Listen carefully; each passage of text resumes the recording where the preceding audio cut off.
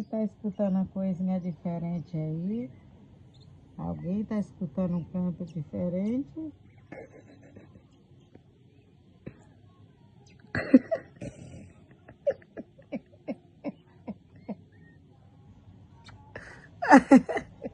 Parece uma galinhazinha.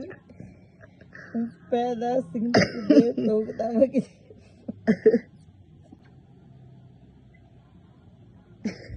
Quem pensa que mamãe tá sozinha aqui? Quem pensa? Já vi um bicho mais apaixonado por celular que esse aqui? Não tem, gente. Eu vim para debaixo do cobertor para poder responder minhas mensagens. Um buraquinho que ficou, quer ver? Só para ter uma noção, ó, se a pessoa vai sair. Vai nada. Nem aí, ó. Nem se abala.